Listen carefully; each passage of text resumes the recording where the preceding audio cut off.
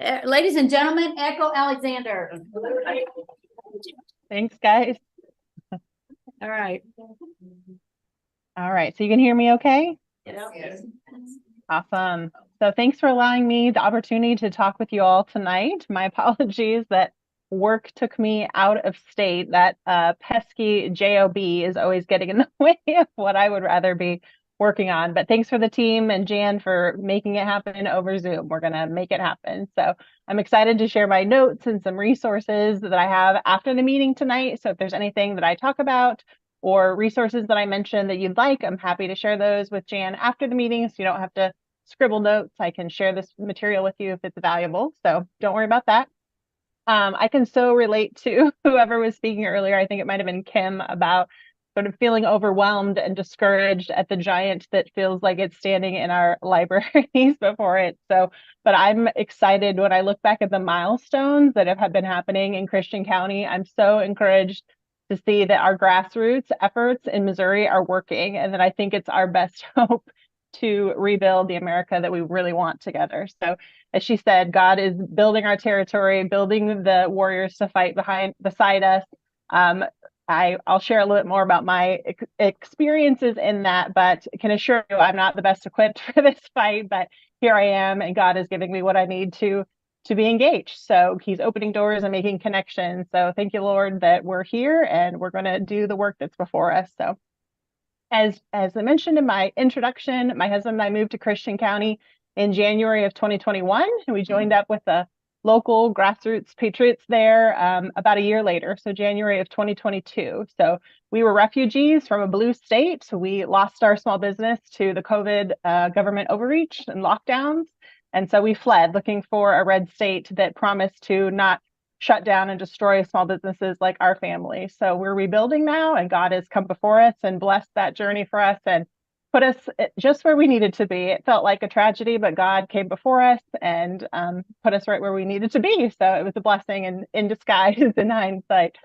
So what I want to specifically share with you guys today about is what's been happening specifically over the last year and a half. And I'm going to talk really about our public libraries, but know that the same work that I'm going to be sharing about, the same challenges, the same obstacles are happening in our school libraries. It sounds like you all are very aware of that already. So, but again, I'm just going to speak very specifically to our public libraries in Christian County, but know that this messaging and effort is equally applying in our school libraries. We have teams working together in both of those groups. So I don't know where each of you are on your educational journey about what is happening. It sounds like some in the room that we're giving the update are very well experienced and have maybe been in the trenches even longer than I have, for sure, but others maybe are just hearing about this, just learning about the reality that's happening. So I don't know where you're at, but bear with me as we go through it, and I'll share one story. It's different than I think maybe Kate's, so hopefully it might be beneficial. And even if you're not engaged in the library conversations, I hope that this story is encouraging to, again, the success of citizens doing grassroots work. So does that sound like a good place to go? Yep. Yes. Awesome. So what I've been calling this is my Christian County Public Library Citizen Action Timeline. So I'm going to start in early 2022. It was then that I think really citizens were becoming aware of the realities in our county about the materials that existed in our school and public libraries. If we can say that was maybe a blessing that came out of COVID, I'll take it as that. But they really began digging, asking questions, researching. One of the group of citizens really was focused heavily on the schools. The other single citizen was a homeschool mom, also a transplant to Missouri from out of state, and so was heavily leveraging public libraries as a part of her homeschooling education for her children. So basically, a few moms came together and realized what a problem was happening, what they were encountering with some of the books and some of the policies and all the things. So by summer of 2022, the citizens in our county had realized that they needed to engage on the school boards and began to see candidates, starting with the school boards, to apply for, again, as you know, as Jan gave you handouts in December, applying for our April election. So they started that work in the summer. They knew that they needed to get new school board members in order to really take control of some of these problems, and that's where they started. By the fall of 2022, our citizens were attending both the school board meetings as well as our Christian County Public Library Board of Trustees. So in Christian County, we have a county level library. It has 4 branches managed by that Board of Trustees. So the citizens were asking questions, giving public testimony, and starting to informally challenge books. I say informally, meaning just they were bringing it to the board. They had escalated past meeting with the librarians, meeting with the executive directors, and they were escalating up to the board at that point. At that point, again, fall of 22, our We the People of Christian County chapter was hearing monthly updates, just like you guys are giving here on those meetings, on the attendance, encouraging others to get involved, sharing about what was happening on the websites, newsletters, social media, just like you guys are doing, getting that word out. And seeing what was happening. Fall of 22 was when I personally first saw, I'll say, that our library's policy manual. And I can say I was able to decipher the library status very quickly by reading that policy manual. It was 100% in alignment with the American Library Association, the ALA, which, and therefore the Missouri Library Association, the MLA, which is a chapter of the ALA. So you hear me talk about the ALA, the MLA, that's what those groups are. And in Christian County, we are 100% in alignment and lockstep with those agencies. Some of you know exactly what that means, and it's not for the better. Others, I'll share more about that. But really, it was not a reflection of what I consider, in looking at the statistics, a rural conservative Christian county. What Christian being of the religion, not just in the name. If you know Southwest Missouri, I don't know as much about Cape, but we are a very conservative area.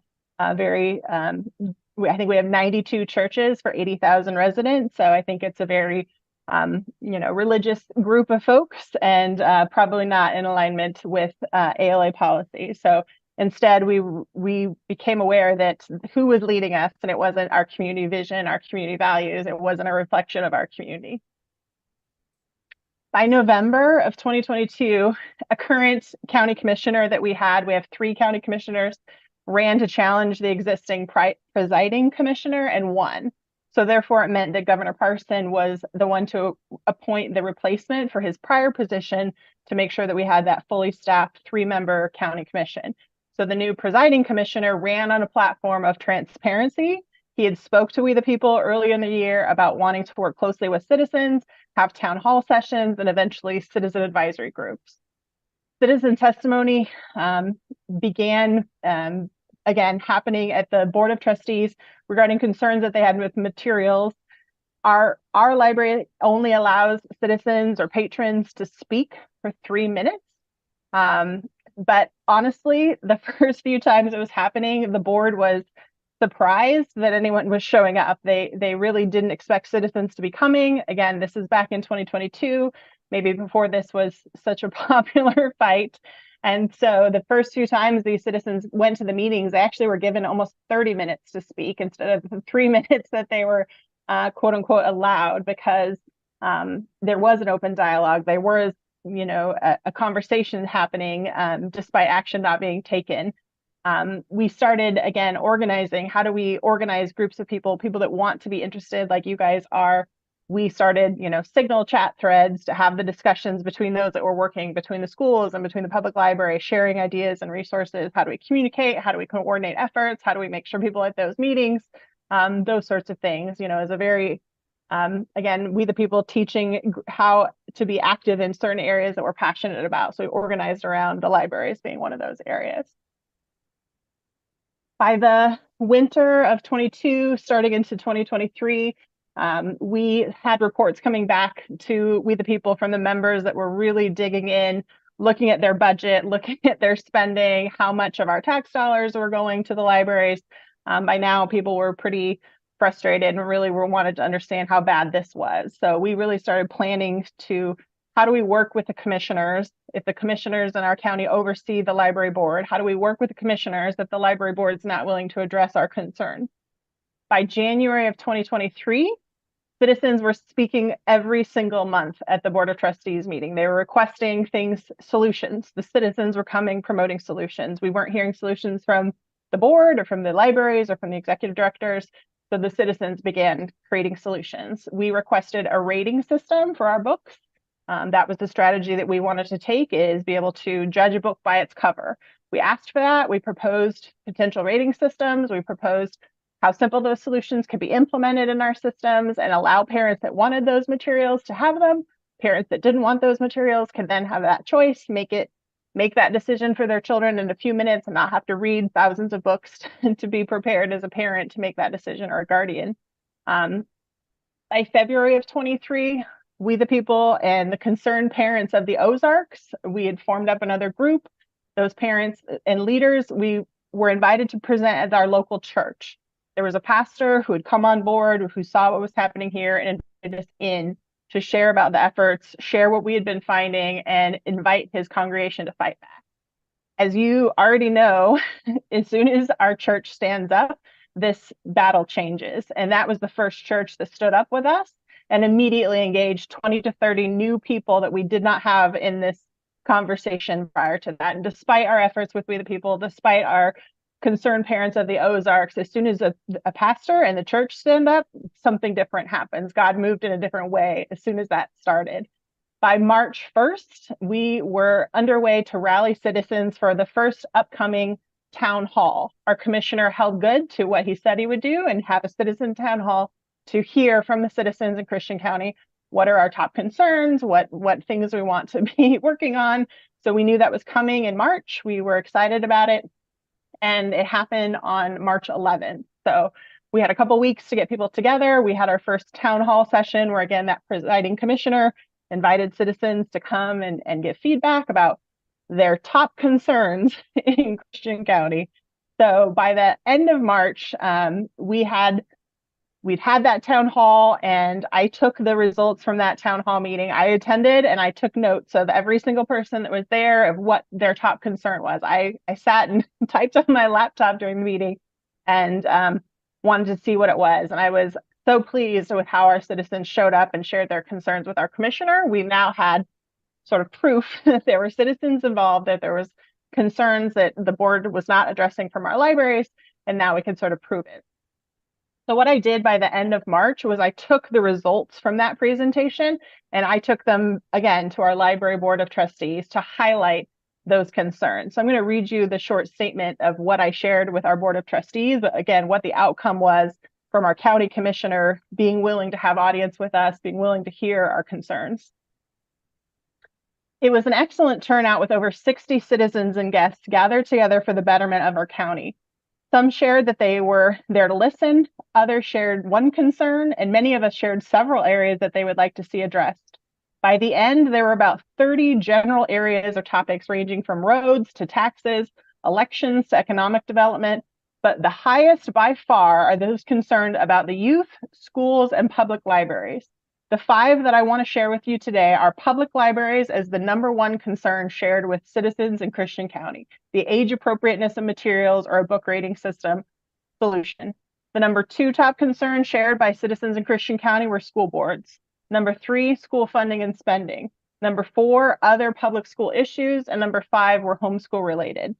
While public school issues and areas are managed under the school boards, we share the single largest concern was the public libraries, specifically those age-appropriate materials for the citizens. 39 of the 59 in the room that day shared publicly that that was a concern that they had. More than half of the citizens that were willing to spend several hours of their Saturday morning engaged in a free, open, and inviting public forum to discuss their concerns for Christian County spoke loudly and clearly.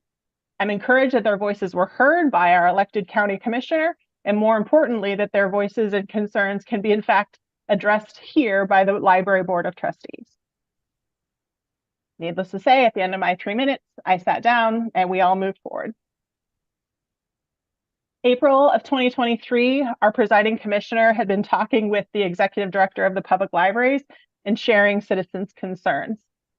As citizens, by now we had dug in and figured out that our libraries, and maybe yours, were the board of trustees were self-electing, self-appointing, and becoming rubber stamped by our county commissioners. The county commissioners were not vetting candidates. They were receiving the nominations from the libraries, and they were reappointing, reelecting, and had no term limits. That was certainly a part of our problem. If our county commissioners were responsible for these positions, we had to engage the commissioners in the solution. By April of 23, we, the people of Christian County and the concerned parents, again, wrote specific solutions. We wrote book rating systems to implement. We wanted to be a proactive partner and come to the table with the libraries to help them implement this. There weren't legal concerns. It wouldn't cost too much. It would be objective. We had overcome as many of their pushbacks as we had heard. We even used AI to help us draft some of the sample contents and come up with solutions for this. Technology was on our side, and we were going to find solutions to overcome what pushbacks we were receiving. I'm sure those of you that are familiar with the libraries have used websites like booklooks.org, and there's so many other online that offer ratings and offer, again, solutions to this. The book ratings are not something provided by the industry. So we hear about the movie ratings, rated R. We all know what that means. That's an industry provided rating. Book industry does not require or provide a rating. So it's such a disconnect that our society as a whole has ratings on music and video games and movies, and those are so clear and in agreement, I think, upon. But here we are, we're with books without such a solution. So we would have to create something ourselves. By May of 2023, we, the people of Christian County, hosted the governor's appointed commissioner to come and speak to us. Poor guy. He was peppered with questions and concerns about the library, our rating system that we were proposing, the citizens' concerns that weren't being heard after months of presenting them to the library, and the library taking no actions. The Christian County Library Executive Director did consider a content-based rating system for all of the books, considering that we had proposed that similar to BookLooks. After her review lasted several months, by May, she delivered her report that she was against the rating system. It was not possible for a variety of reasons. Citizens requested a copy of that report, and now we knew our marching orders for exactly what objections we must overcome to successfully get this system in place. So it may not have felt like a win at the time, but to our knowledge, again, we were the first county in the state to reach the level of requiring the library to research and respond legally to this type of request. We hadn't heard of others who had forced their library into the position of responding in writing with how they were going to handle this or not handle this. The commissioners were becoming progressively more vocal that the board was not addressing the citizens' concern and that they needed to be replaced. By June of 2023, the Board of Trustees reviewed the report that the executive director had provided the prior month and voted no to the rating system that she was, again, saying no to. The county commissioners had now, by June, taken full control of the application process and the vetting process for the Board of Trustee candidate. That alone was a huge win, that they were willing to do their responsibility as our elected officials, take the application process seriously, vet the candidates fairly, and allow citizens to apply for open positions. Previously, the Board of Trustees didn't consider it a vacant position if the person that was in the seat without the term limit was willing to continue to run. They just considered it not open, so other citizens couldn't even apply and to be considered previously. Wow. The county commissioners took full control. Like I said, they took the vetting process, they took the application process, they moved it from the library's website to their county commissioner's website, and then the application process opened in, I think it was toward the end of June. So there were 2 out of our 5 Board of Trustee positions then were considered open and vacant, meaning the library had to actually advertise that they were open and available. So for 2 seats, 2 Board of Trustee positions, 24 citizens applied. So I don't want to hear that there wasn't an interest from the citizens when 24 people applied for 2 open seats. Qualified candidates were by region in Christian County. So those that were correctly applied, some people were so excited they applied and their region wasn't actually one of the 2 open seats, but regardless, those that were qualified were interviewed and ranked, and selections then were made from those rankings.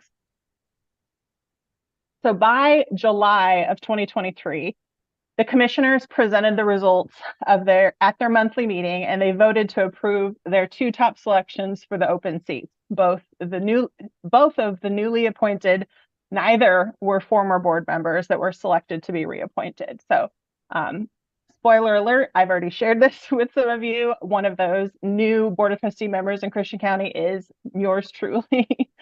So I was selected as one of those people to serve for South Christian County. That's the part of that I live in. And the first meeting that we would be the new members, myself and an attorney that lives in our area. They were most interested in her legal perspective on these challenges and this happening. So they were very excited to have her application. The first question they asked in the interview is, why are you the most qualified candidate? And my answer is that I'm not. God has opened this door for me and I am willing to be obedient, but I am not the most qualified member.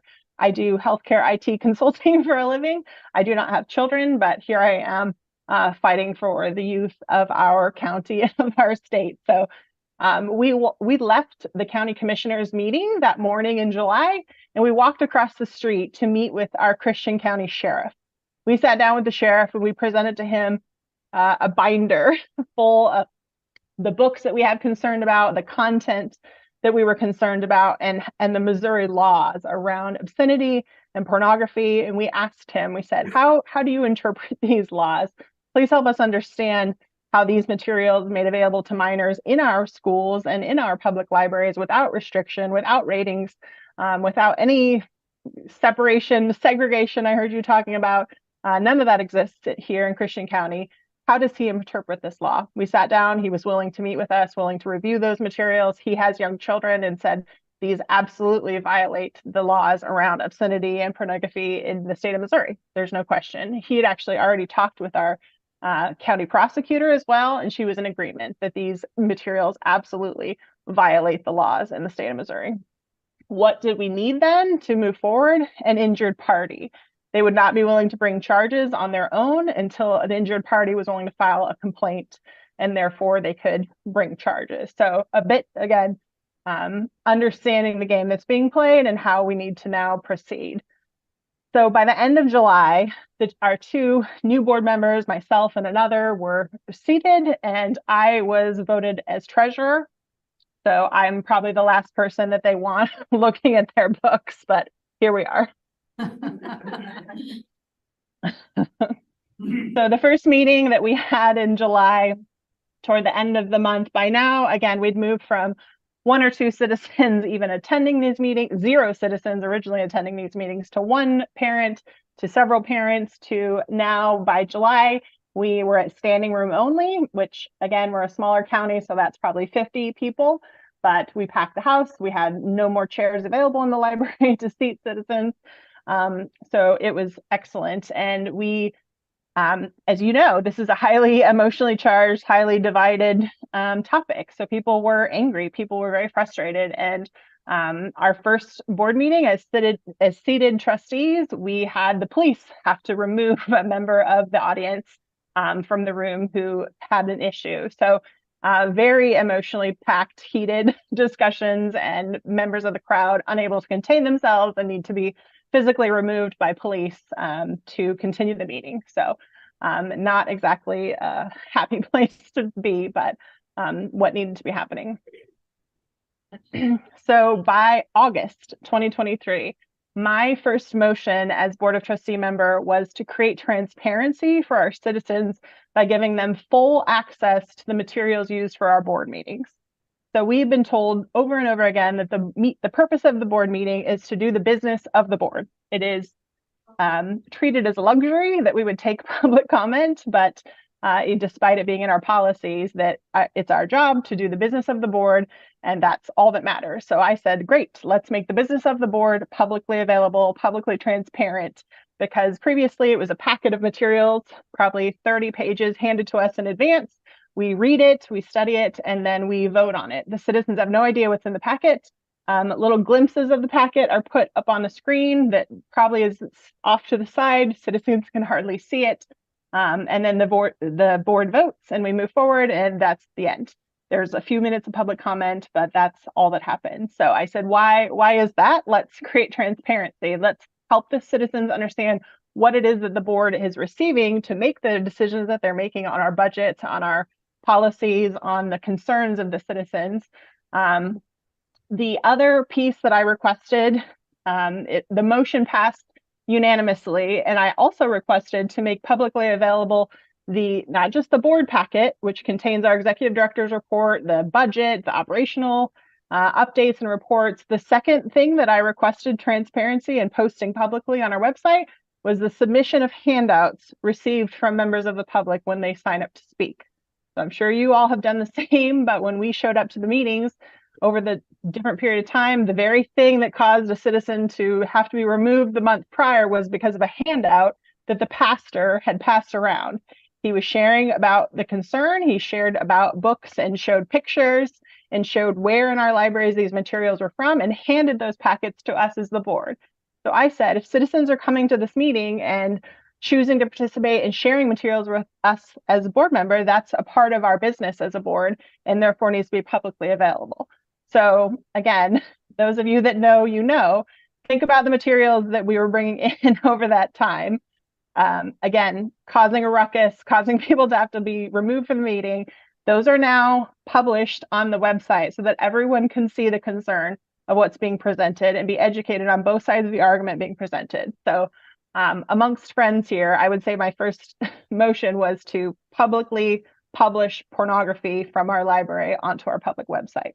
That's now available. I can send you the link, but that's what it is if you click on it.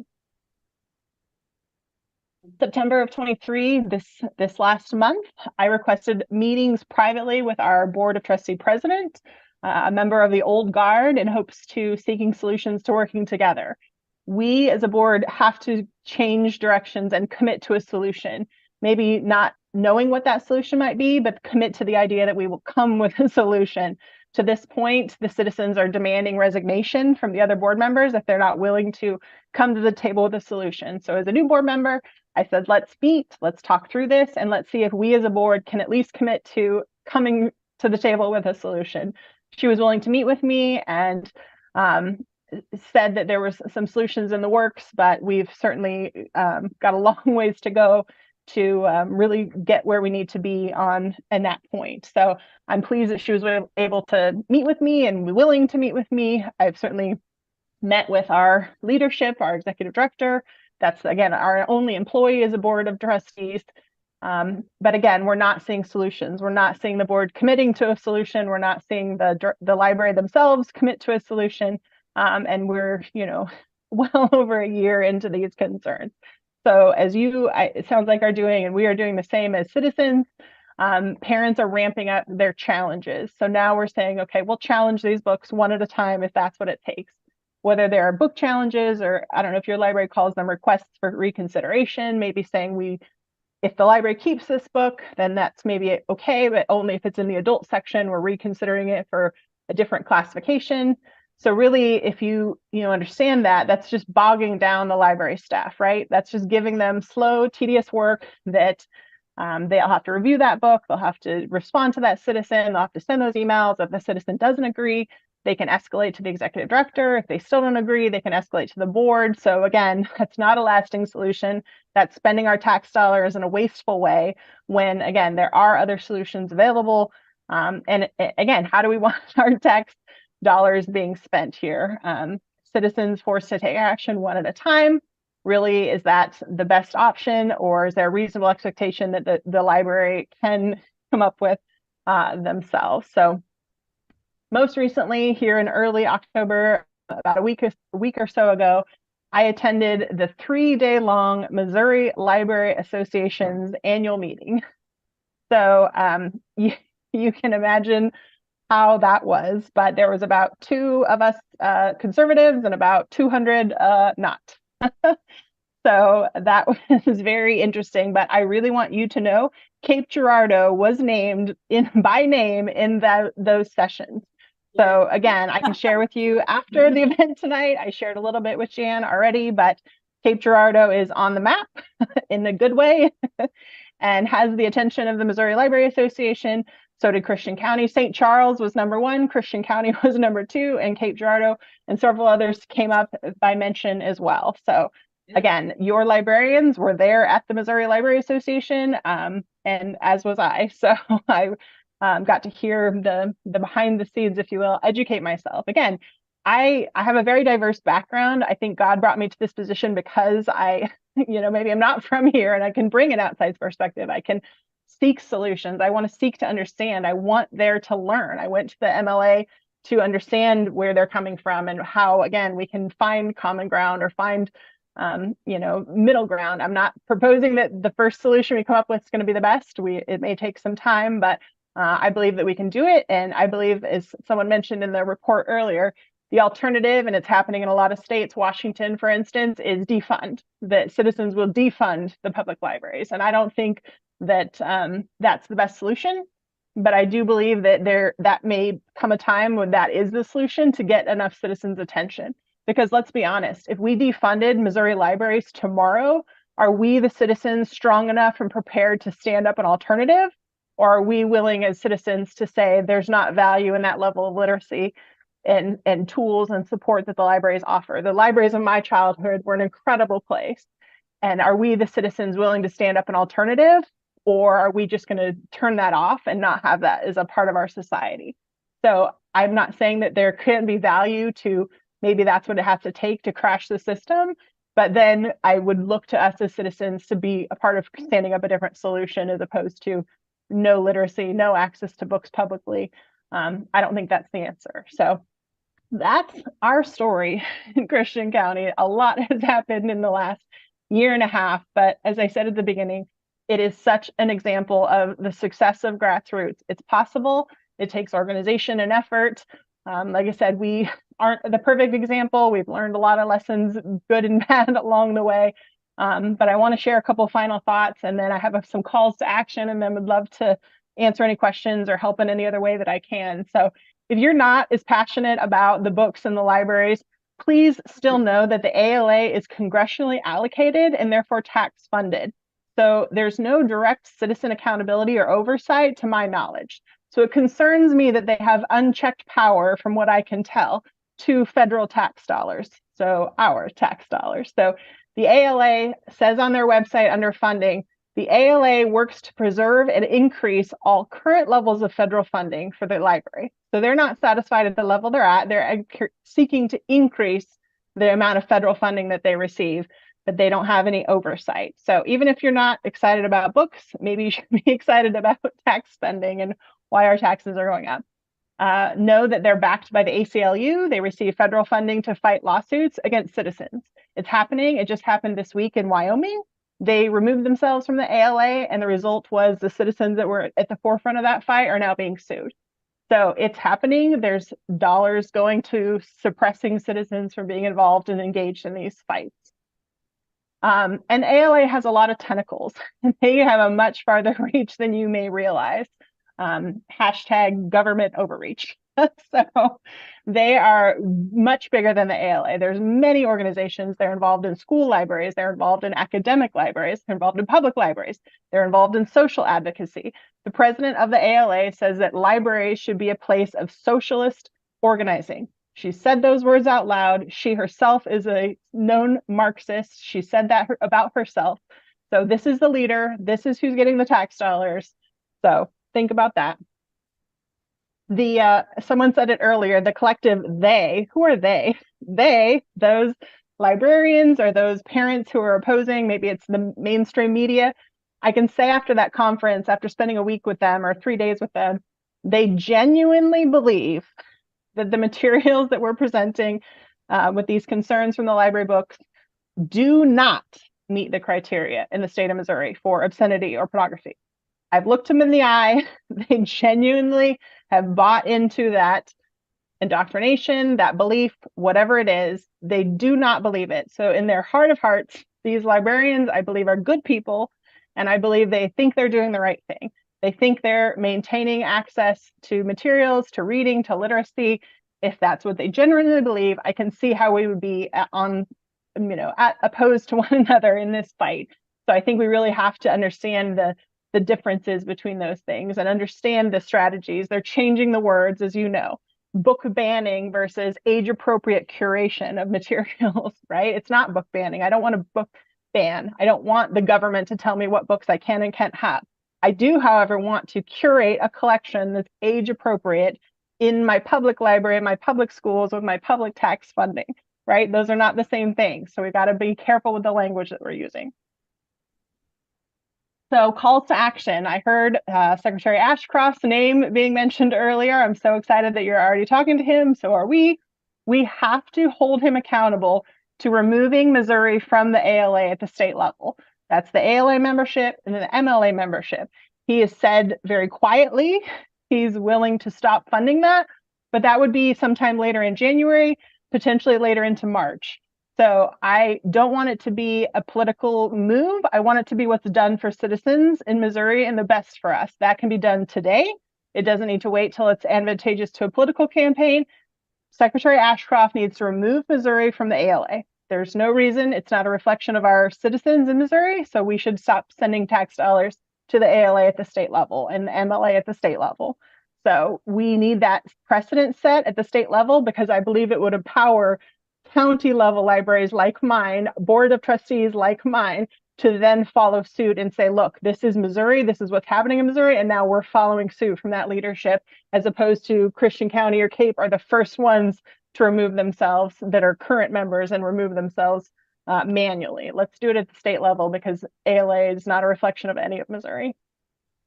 If you're passionate about this fight in either your public or your school library, I really encourage you to join the World Library Association. They're a grassroots group that's being stood up to be a safe and legal alternative to the ALA. So they're just starting, it's very grassroots, but I'm really encouraged that every single library in the United States and across Missouri, we're all in the same fight. It's not a different fight in Cape than it is here. It might look a little different on the surface, but it's the same fight.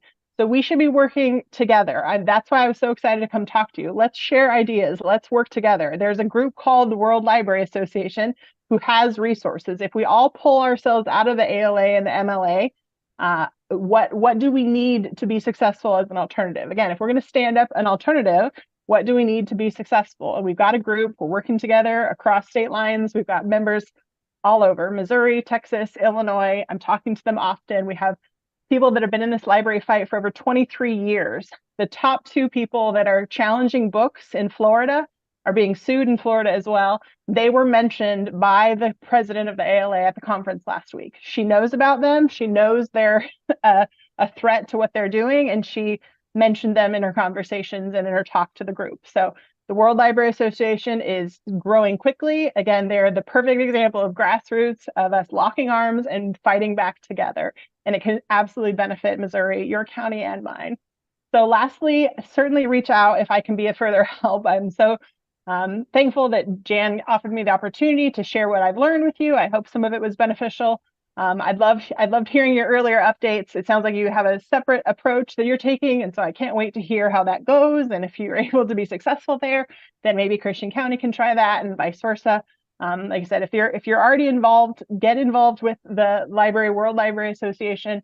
Reach out to me if I can answer questions. I can share my notes after this, but that's what we're doing in Christian County. It's absolutely working, so please don't hesitate to get involved. Wonderful. Wow. How about that? Everyone, I know you doing this all the time, and I was happened to be in that area and got to attend briefly one of their library meetings, and it was these ladies were on fire. Okay, you're gonna send me information. So if anyone in here wants that information, send me an email. And then secondly, Echo, could you tell us, I know we have a lot of signal chats across the state. Is there a library chat? How is the best way for these folks here to be in touch with you and others that are doing the same thing? Yeah, I would say, like I said, personally, if there's a question that you just want to ask me, I'm happy to share my contact information via Jan. I'm not afraid to talk on the phone or reach out via email, whatever works best.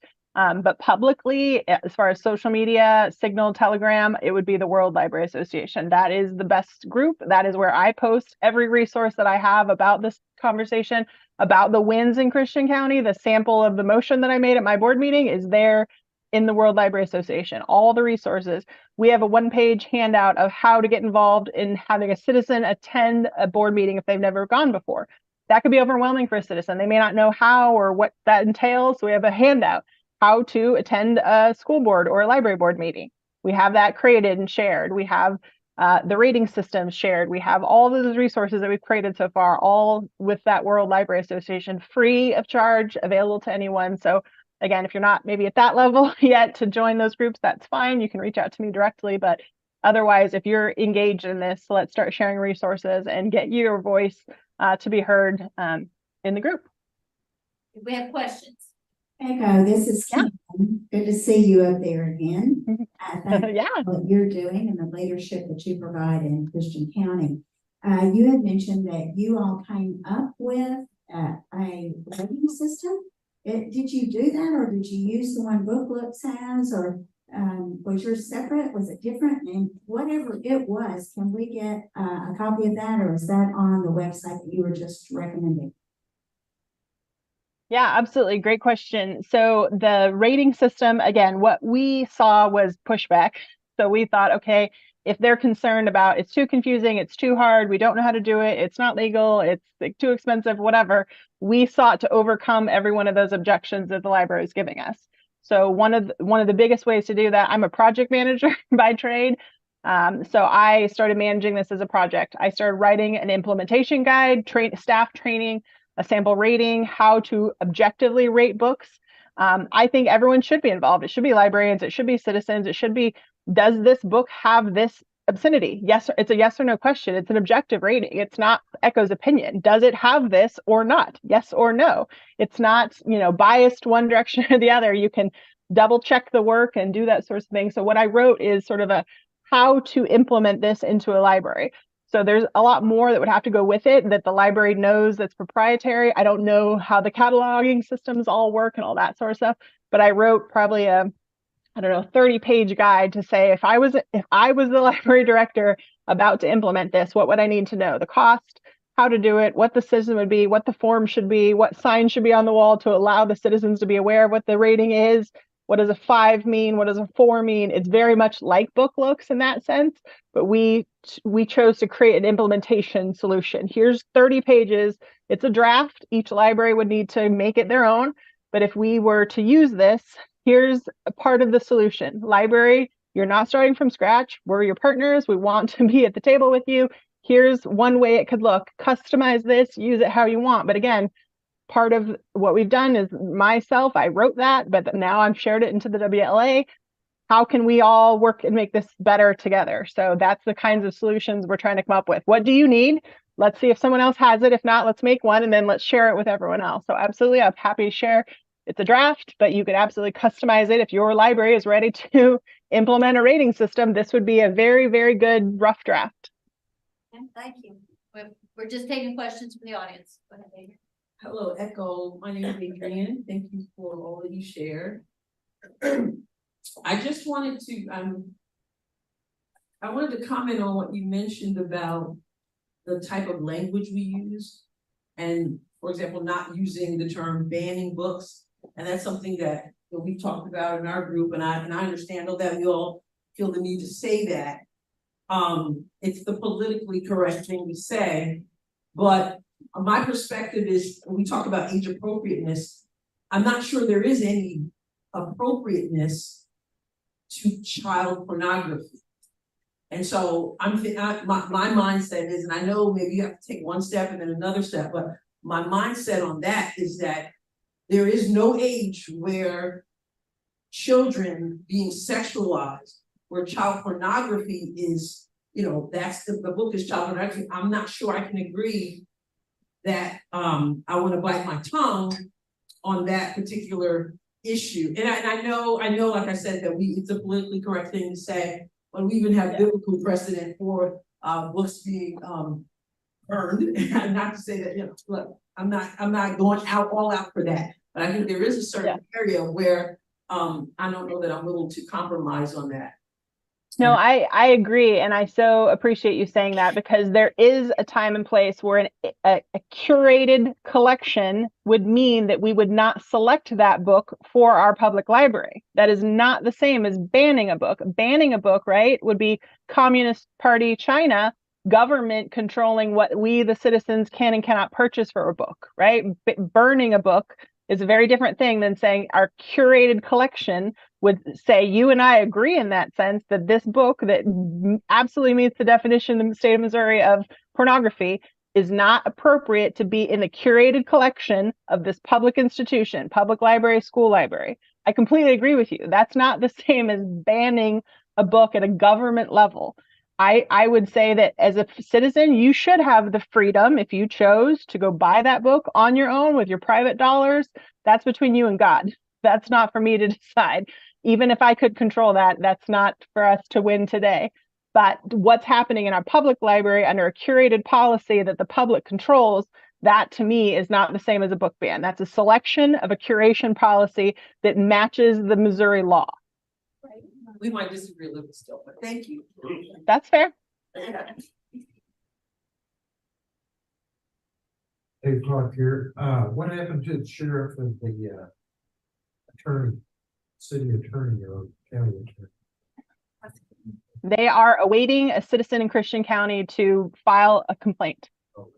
So I am not an injured party. I cannot bring that complaint. So we're seeking that out if that's the direction that God wants us to pursue in our county. That I don't want an injured party to exist in Christian County, but if that's the way that they're going to pursue the law, I'm not a legal expert. I'm very interested in working with my newest board member who is a lawyer to understand how this works, how we can't just enforce the law by the book being there in the library and handing it to a minor. In my mind, that is the injured party. That is the violation of the law. That if a sheriff is standing outside and sees that happen, to me, that is it. But I guess that's not how it works. So they're willing to pursue it, they've said, but we've not had any citizens file a legal complaint. Hi, Echo. Thanks for speaking tonight. My name is Laura. Have you had any success since you've been on the board to get any books removed or moved to a different area, the library, out of the minor section? Yeah, great question. It's not a decision of the board at the start. So our policies and procedures that need to be followed by citizens is that the citizen would file the book challenge or the request for consideration.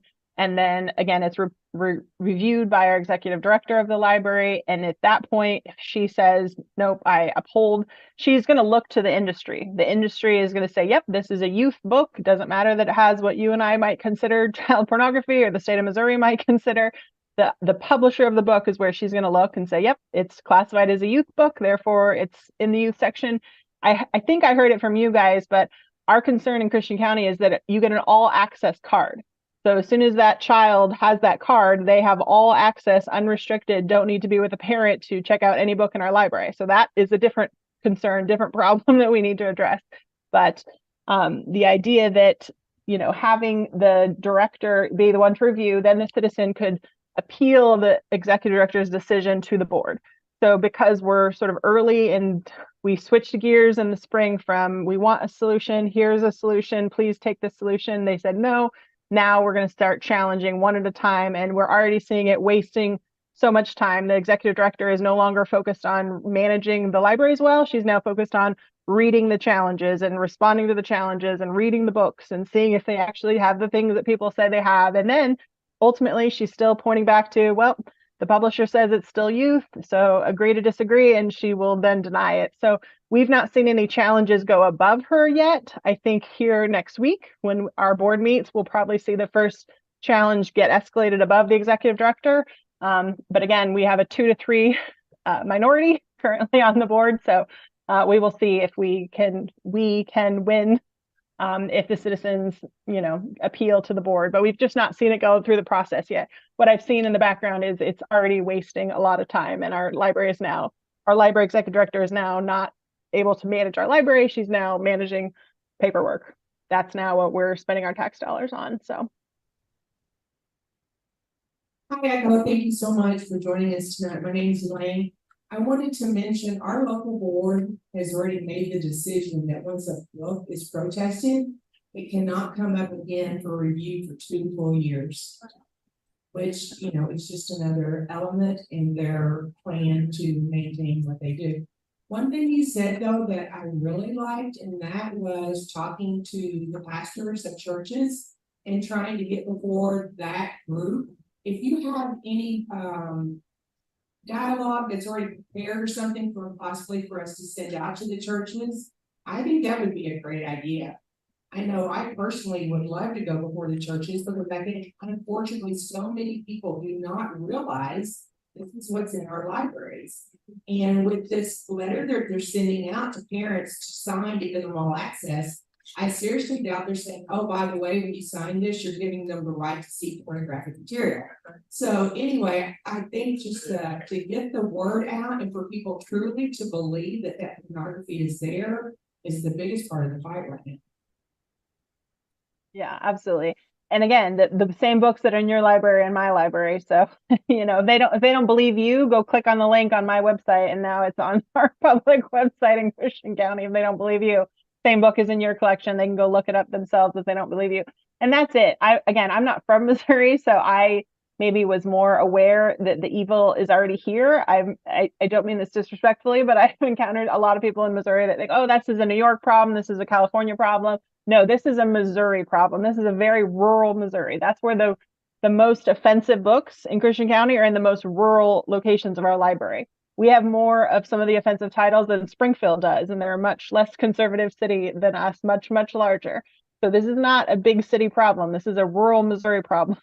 And so we have to be, you know, honest about that. And a lot of people aren't willing or to see that reality. So yeah, I think that there's, I'm trying to remember the first part of your question was, I'm so sorry. The pastor's letter. Oh, the churches, sorry, yes. Yeah, so we have a presentation that we shared at that session. We could see about sharing that. I didn't author that presentation, but I can probably request a copy of it. And I think it just is exactly what you said. It's you asking a pastor that you have influence with, would they be willing to host a session? You know, we went, I think, on like a Monday night to present to their congregation. We brought copies of those books. Don't believe us? Here they are. This is where they were in the Christian County Library. And, you know, it became real. And then we tried to obviously engage those people. Can we have your email so we can send you when the next board meeting is? Here's a handout of how to show up and be successful at a board meeting as a citizen. You know, again, how do we empower, lower the barrier to entry, allowing, you know, church going folks to get engaged? You know, do they have grandchildren? Are they retired? Can they show up to a board meeting even if they don't want to speak publicly? Can they just show up?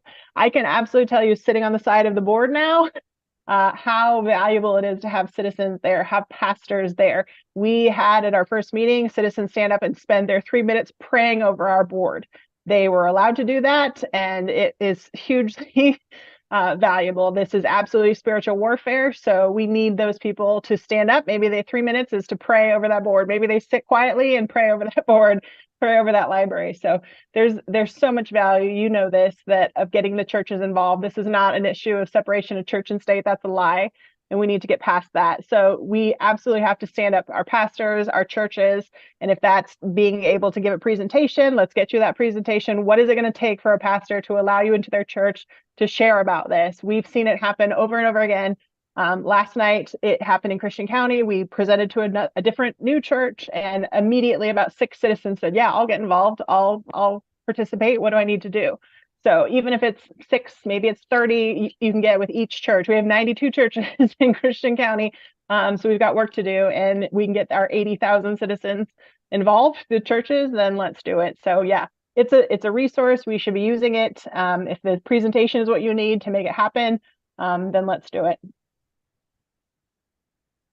Anyone? Yes, Laura, Brandon. So I just like your thoughts on this. Some of us have talked about billboards, ticketing, presenting information so the general public can see it. drawing attention to the pornography to the youth in the library. But the thought has been, oh no, you don't want to bring that type of attention because kids might see it and they're going to rush to the library and check it. So, I don't know. What do you think? Isn't it fascinating that you and I couldn't share this material on social media because we'd immediately get banned, but yet the same material is safe for our children? We went to make photocopies of that packet, that binder to give to our sheriff, and they refused to make photocopies of it because they believed it was illegal pornography. So we can't make photocopies of these materials. We can't probably run a billboard without getting arrested. We don't want to be exposing children, right? We don't want it to be that level of public, but we have to make it to the level that people will be aware. So that's a fine line. I don't want to expose people to the material, but I do need them to be aware of what's happening. So where's the middle ground there to show the reality? And when we've shown, titles of concern, we've really heavily emphasized where in our library is that, what youth section is that in, and shown that this is not in the adult section. We've pulled examples. Here's books of concern. Here's how many copies are in each library. Don't take our word for it. Go look up these titles and go pick that book up with your own hands. I don't know what the answer is to getting people to realize that this is happening here. Again, because you and I can't publish those materials publicly, not legally. So, but yet we'll give them to children. So, Yes, Mackenzie. So, I don't know. Some of you here, Laura, when was that meeting at the library that, Andrew's looking, what, about a month ago? Yeah. So after it was over, some of us were standing inside and one of the board members exited the meeting. And I just said to him, sir, is that the first time you've seen the material? Because the material was passed out for all the board members to see. He said, no, that was not the first time I've seen it. I said, can I ask what your opinion is of that material? He said, no, you cannot.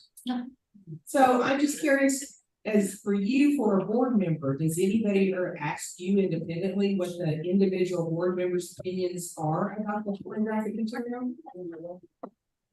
yeah, and our pastor, the very first one that we engaged that spoke in July, that passed out the materials that caused such a kerfluffle, he put us on the spot as board members. He said, in my 3 minutes, I want to know from each one of you what you believe, if this is appropriate for children or not, and gave us the opportunity to answer him.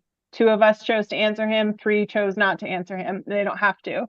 It's a very ALA, MLA technique that the board is to speak when spoken to, that they are to fall in line, that they are to not represent as soon as I walk in that room and put a badge on that says Board of Trustee, I no longer have a personal opinion. I no longer represent personal thoughts. They've very much taken away the power in the structure that we have now in these boards, that we are speaking the beliefs of our citizens. It's not Echo's beliefs, it's Echo's representation of South Christian County that should be shared here. I asked our president, for instance, can we have a working session as a board to work toward a solution? If we don't want to do it in the public, as a public entity, we have to make it open to the public, but can we have a working session where we spend an hour and just talk through solutions, and they said absolutely not, because the board's not willing to speak openly in front of the public. They would feel that they were put on the spot. They wouldn't feel comfortable sharing their personal thoughts. So therefore we're at an impasse. We're not willing to share our personal thoughts or bring our personal beliefs and representation of our areas. So therefore we'll just continue to not take action till we're all replaced. I just don't understand that solution. But it is not, we're encouraged not to answer questions when we're asked, like the pastor asked us, because it would reflect our personal opinion, not the opinion of the board. If the opinion of the board is we said no to the rating system, then Echo shouldn't be saying anything else about it. The board has spoken. That is the only thing that matters. And so it's just a tough position that we're in with how do these boards become empowered if they're under leadership and governance and training from groups like the ALA that say your job is to do what the board says, what your policies and procedures. Until those change, then maybe that's that we propose solution changes through the policies and procedures. I can make a motion, try to make the change that way. If I'm not allowed to my opinion, I don't want it to be my opinion. I want it to be the opinion of the citizens. Absolutely, citizens and I are talking privately, and again, I believe I reflect the group that I'm representing. So it's a tough place to be in, but we're certainly instructed to keep quiet and follow directions, to do what we're told. Okay, Echo, we have one more question and then we're gonna wrap it up, all right? Perfect. That's Kim again, Echo. So that seems to be the makeup or the policy or the attitude of almost every board. And that is that you may speak to us on our high pedestal, and you may have 3 minutes to do so, but we will not acknowledge anything that you have had to say or make any commitment or any comment. Yep. That's very typical. They must go to how to ignore the citizenry school when they get elected. Some of those boards are elected, some are appointed, but either way, a board on a public board represents just that, the public. And the library pays their staff to do library business. The board is the thing, in my opinion, that protects the public from some business entity or not-for-profit entity doing things that do not comply with the community's character. And there's not a board member that I know of that actually knows that that's their responsibility, that they represent us, really, the taxpayer. So I don't know how you get over that challenge if you figure it out. So it's just replacing all those guys. We'd love to know, because we're all stuck in that same place. Yeah, it is replacing those guys. It is replacing those policies. Where do those policies come from? The ALA. So, you can see the rabbit, the crumbs that I'm following to Secretary of State Ashcroft removing ourselves from the ALA, therefore my library removing ourselves from the ALA, therefore my board rewriting our policies and procedures, because now we're responsible for ourselves, not to the higher authority that is the ALA. So that, to me, is one of the paths that could look like. Could Christian County do it on their own? Say we, the board, choose to no longer be ALA members at a county level and no longer be MLA members at a county level? Absolutely. But that's a much different uphill battle, Christian County fighting by themselves, than the Secretary of State choosing to do this on behalf of the citizens. So it's election year. Let's hold them accountable to that.